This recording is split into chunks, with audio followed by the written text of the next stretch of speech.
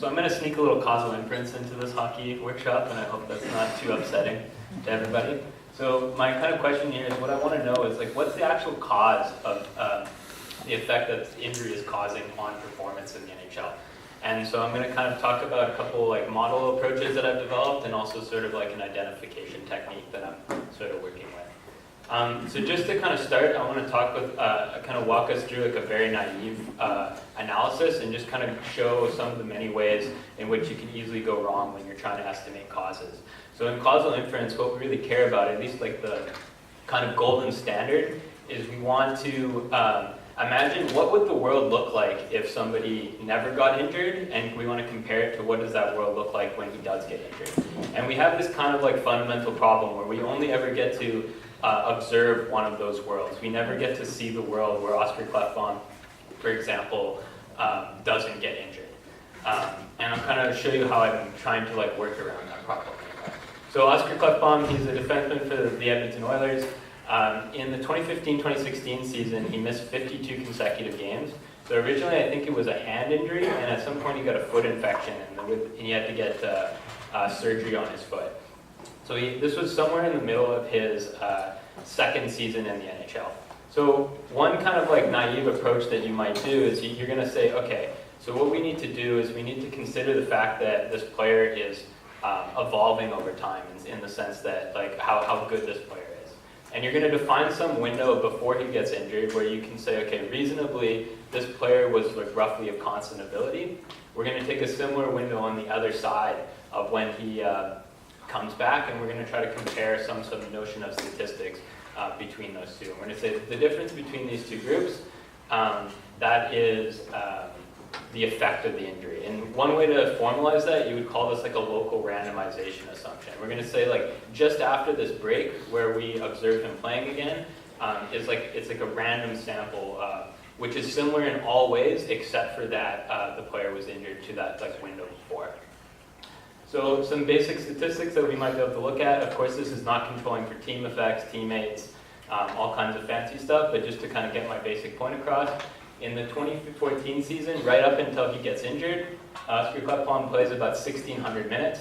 He has about 0.48 primary points per 60, 0.96 game scored per 60, 50% Corsi, 48% expected goals for. So that's about a year and a half. A similar sample would be basically the season that he comes back to playing. So he missed the last 52 games of the season. We don't actually observe him again until the beginning of the 2016-2017 season. He comes back, he plays a similar number of minutes, all of a sudden his primary points are higher, his game score is higher, Corsi percentage is similar, expected goals for is similar. Of course, like this is also the first year that Connor McDavid played a full year, and I'm not taking into account, but eventually I'll get to that. But my basic point is we have to be really careful about these windows, and we might expect that, especially over like a year, when we're comparing 2016-2017 Oscar Klefbom, he's closer to 23-24 at that point. And we have to kind of take into account the fact that these players are getting better and worse over time. And we also might expect that players who get injured are going to have different kinds of paths than people that don't get injured. And so that's what I'm going to be kind of talking about, and kind of get a sense of how I'm approaching this problem and what kind of assumptions you need to make to actually identify this effect. So yeah, we don't actually believe that injury somehow made him better, and we're not going to recommend to anybody based on this that we start like performing elective surgery on people. So this is kind of what I was talking about, just to give you a visual representation of what I was talking about, those worlds where like he gets injured and he doesn't get injured. So this blue line here is representing from year 0 to 2, and this is all fake data. This is just kind of like one way we could imagine that it might look like. So he's a pretty decent defenseman, maybe a little above average, and he's relatively young and he's getting better. Somewhere in the middle of his second year, he gets hurt. And maybe if he hadn't got injured, he has some path where he's like increasing over time. At some point off the graph, he plateaus and he starts like declining or something like that. But we don't get to observe that. And we might also expect that having an injury might actually change the kind of path that you're on. What we do get to observe is when he comes back at the end of that gap. And we might imagine it looks like this. I think one reasonable assumption to make about injuries is we might expect it to have a large local effect, but a relatively small effect over time. So something like a foot injury, assuming that Oscar Klefbom is fully healed, it's probably not going to radically change the kind of player that he eventually becomes. But it likely had some sort of a larger local effect. And so this is what we observed. And so just to kind of give us like a visual representation of where we could go wrong, if we use some sort of an OLS measure, even if we were imagining like we're controlling for teammates and all these kinds of stuff, even if that wasn't a problem, if we take that window before in the blue, which is kind of looking like this, and we take like just a simple average or like some model average over that time period, it might look something like this. When we say roughly in that year and a half before he gets injured, he's roughly at this level. And if we just naively compare it to when he comes back, this is one of the many ways that we could come up with like a really bad conclusion. That like you can clearly see that like getting injured actually decreased. It had a large like negative effect, but we still end up with this result where it looks like he's somehow gotten better. So what I'm kind of proposing to do is we need to kind of think about how we can kind of get at least as close as we can to kind of those limit points. Right at year 2, right when we start observing again, and right here. And so this is vaguely inspired by a technique called regression discontinuity design in causal inference. And basically you have some sort of a forcing variable. And in this case it's time. And so after the point in which he gets injured, the player is always treated, meaning like he's always injured, and before he's always not treated.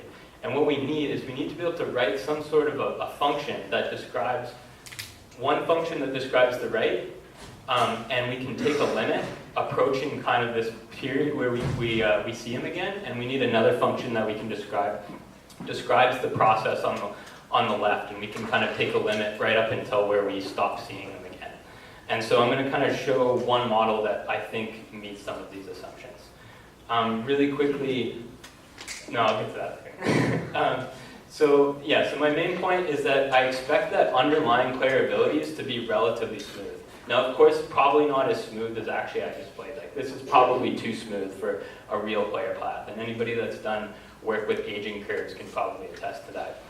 But I expect it to be relatively smooth, and I expect injuries to probably have like a large effect at the beginning, especially if we can assume that players were fully healed.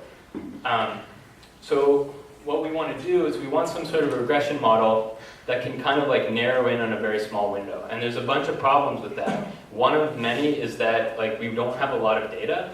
Also, if you restrict it to a window of say like a couple weeks or something like that, there's something like, it's like the non-overlapping tournament assumption essentially. You won't have enough players playing enough other players who have played the other players. You can't kind of like draw like a circle through all of the things. And now it's very difficult to even understand what your parameter estimates might be when you're making a model that is suggesting that the probability of an outcome is directly related to the difference in strength between players. So what I want to do is I want some sort of a flexible performance path, and I want something that I can kind of borrow information from later periods so that I can like use all of the data, but that I can kind of get an effect in a relatively small one. So this is a model that comes from chess. So it was made by Mark Glickman in 2001. A discrete version of this model, which is not just this, but like all this stuff, is known as Glicko2. And so it has some nice properties that I'm going to adapt for the use of hockey. So we have a normal prior. This is pretty standard assumption. We're assuming that the abilities of players is coming from some normal prior. This could actually be different. I'm thinking about maybe playing around with like a truncated normal, which kind of gets at the sense, like when we talk about replacement players, one of the justifications is the idea that pro players exist kind of at the tip of this normal curve, and those are the people we observe. So you can play around with like the prior that you use a normal prior as standard. There's kind of a part you might recognize, although it's written in terrible notation. This is just what a frequentist like likelihood for any kind of like your F would be like probably a logistic curve or something like this. But if you're using any kind of GLM and it's non-Bayesian, it's this kind of likelihood here should be somewhat familiar to you. And the interesting part is I'm also going to specify a path, like a path that the players evolve. So I'm saying that the ability in period t+1 is related by a random walk to the last period. And then finally, I don't want this to be too strict. Like I don't want to assume I know what this path looks like too much. I want to allow for jumps. So I allow the variance to jump. And so the larger the variance is, the more like wiggle room that I can have from period 1 to the next. And so this allows for sort of like discontinuous paths. So in order to use this, so the main kind of benefits is that, so we're assuming some sort of path. We're allowed to borrow from between periods. So we can kind of estimate something in a small window, maybe like a month or 4 weeks or something like that. This kind of model has also been used. These are Bayesian state space models. And they've already been used in sports to success. So in chess, the original paper, Glickman and Stern in 1998, modeled NFL teams. And then there was a recent paper by Lopez, Matthews, and Baumers where they kind of compared a bunch of different leagues. They compared all the 4 North American leagues, and they were able to model teams evolving over time. And they kind of were attracted to these state space models because they have this nice interpretation where we kind of think that naturally players are similar to how they were in the recent past, but less similar to how they were farther away. In order to adapt it to hockey, we have to make like a couple minor jumps. So instead of just 2 teams, now I'm saying that a team is actually an additive function of all the players that are on the ice. So in the case that like the I team is the home team, if we're talking about like the probability of a goal, I'm going to say that the team that's shooting, that goalie isn't having a large effect on the probability, but basically like how good all the players are on the team, like an average between those two, is describing the probability of a shot or a goal happening at any point in time. And we can add any covariates that you would like from your normal model, your score effects, etc. I'm also allowing the time that people start to vary by player. So in order to solve the model, we have a bit of a problem. So it's a Bayesian model, and typically you're going to want to use like MCMC or like Hamiltonian methods have been common in like recent years, or that's kind of like a new field. This is a huge problem. So if you want to use all the data that we have, like for play-by-play stuff from 2007 until now, and you want to convert it into shifts like we typically want to, you might end up with like easily somewhere in the range of 7 million rows. And if you want to define your window as small as say 4 weeks, and you have all those variance parameters and stuff, you easily could get more than 250,000 parameters. So unless you have a much larger computer than I do, you probably can't fit like a data matrix like this into your computer, especially not R if that's what you're working with. So the kind of second best approach that I'm working on right now is so you can maximize the posterior. And you can also kind of, when you code it, when I'm coding it myself, I'm able to exploit the fact that I can just make indexes for every player that's a unique player, and I can keep all that information in 2 vectors instead of having to make dummies for all of these players. So I'm coding all this by hand, and I'm maximizing instead of using a fancy sampling algorithm, although eventually I am going to use a sampling algorithm once I know exactly what I'm doing. So this model is almost concave, and so in the sense that there's a very similar model which basically just doesn't include that last bit about the variance jumping around, which is concave. So we can kind of use that as a starting parameters for a model, and we can use something called stochastic gradient descent. So if you have reliable initial values, stochastic gradient descent is a not bad way to get reliable estimates for your model, which we have, and I've tested in simulations that this seems to work pretty well. But there is one problem when you maximize the posterior, is that you can make both frequentists and Bayesians very mad at you. So what you can do is you can rewrite this model into something that's more amenable to frequentists and Bayesians alike. You can actually rewrite it like a frequentist likelihood, plus you have this nice smoothing penalty. So you can think of it as a regularized regression. So ridge regression is a version of a regularized regression. You can think of ridge regression as maximizing a posterior with a normal prior on it. So this has a normal prior, but it also has this kind of like smoothing process. So I'm penalizing for parameters that are not smooth in the way that I like it. So this is like an interpretation that I guess is like nicer. It also has the advantage that it's connecting this paired comparison literature with like something that's very familiar to people that are doing regression adjusted plus minus work. So this looks a lot like the building blocks of like war models that we're familiar with in hockey. So just as an example of like the output of what does it look like. So here's an example where we use shots as the outcome for Oscar Clefbaum. So we have these jumps all over the place. You can kind of see somewhere in the middle, there looks like something smooth going on. The red represent that world where we observed him pre-injury. We have that gap somewhere in the middle, and now it comes back in these blue parameters after. If you draw like a local, just like a smoothing function on top of it, you can kind of see that we might be capturing a bit of the drop. And if you especially compare the first point when he comes back to the last point when he left, you can see some sort of a difference there. With goals, it's a little bit less clear. So if we use goals as an outcome, the trend looks more upward, but still if we compare the last point to the first point, you see some sort of a negative dip. So maybe we were able to capture it. So this was using a window of 4 weeks. So I'm saying that the player, like I'm gonna consider everything that happens in a period of a month to be the same period, and then the next period is a new period. So that's kind of the idea, and there's kind of two kind of tweaks going forward to kind of like complete it. One, these are just parameter estimates, and I don't really like working with parameter estimates. I like working with answers to questions. So instead, I want to start thinking about kind of how can we use those estimates to give something with more meaning. So basically, you can kind of take derivatives of non-linear models with respect to the parameter of interest to give you something that's interesting. So here, but we have a problem is that you don't want to add counterfactuals where you're essentially imagining what if there was 6 players on the ice and that 6th person was Oscar Clefbaum. So what you can do is you can go back to all of your data and you have all these rows that with who is playing on each shift, and you can kind of insert Oscar Clefbaum into the left defenseman position, and you can say, what did we predict happened in this shift versus what would we predict would happen if we had Oscar Clefbaum with the ability in some period T into that shift. And we kind of subtract the difference, and that's going to give us a sense with more meaning about what Oscar Clefbaum's value is. So we can do that, and there's kind of one last bit that I'm still stuck on, is I showed you results with shots as an outcome and goals as an outcome, but like ultimately we want performance as a whole.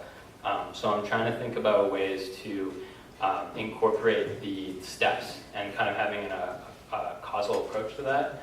So this is inspired by a slide I saw at JSM in Vancouver. There was a session on soccer analytics, and they were talking about propagating value at all these different steps. So X is kind of this design matrix which has all your players and your states, or for example score effects or something like this. And we know that this has some effect on shots. We know this has some effect on expected goals, how good those shots were, and we know it has some effect on goals. And we also know that shots like lead to expected goals, which lead to goals. And so we kind of write these systems as like multivariable equations. It is a little bit complicated though, because you have to make assumptions to like estimate these like recursive equations that might not be true. For example, that the error terms are not correlated.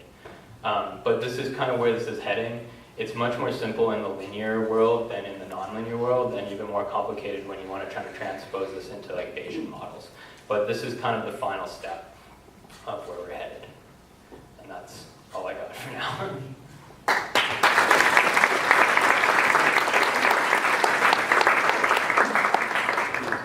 Questions?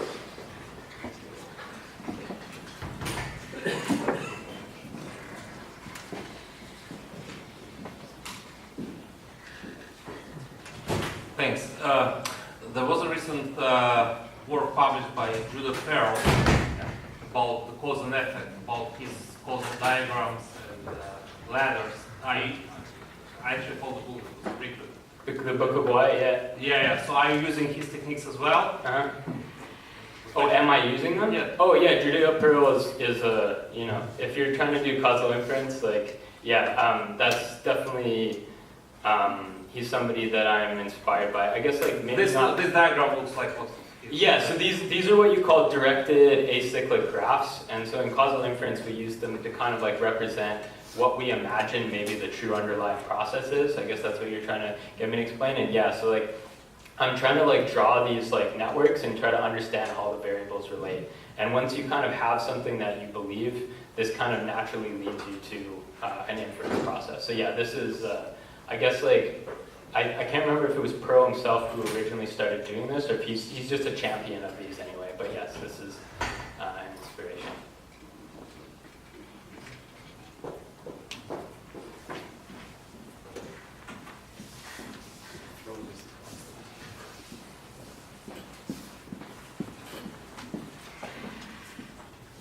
I'm very interested in what you do, by the way. Have you taken into account periodization and performance for your athletes as you're analyzing their performance? Periodization? So athletes don't peak at the beginning of the season, so you're you're setting your data up by month, so you actually should see your increase in performance as they hit the end of the season, because no coach wants an athlete to peak in the first few bits, you want them to peak near the end of the playoffs. And just as you're going around, I guess, trying to figure out how to get this performance, I think you need to take into consideration macro and micro cycles of athlete development and how a year for an athlete plays out, and they're actually put into different categories.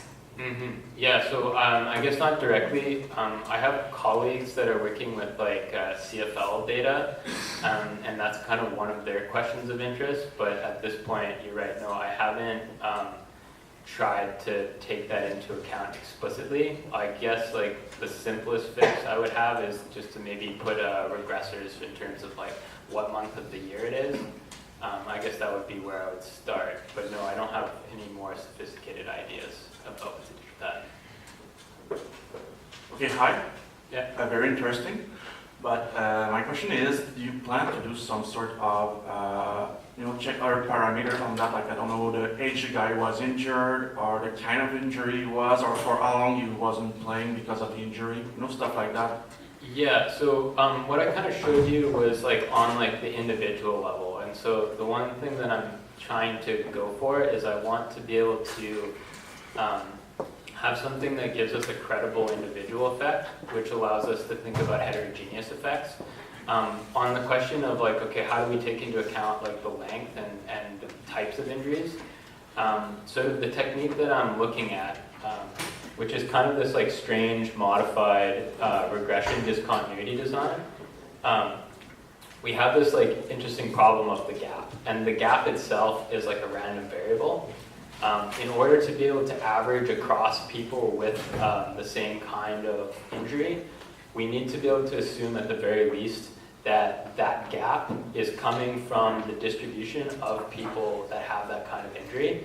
And I'm kind of, so I will eventually be doing that, but there are like a few like details in order to do that the right way that you need to be very careful about, and I'm still kind of formalizing that.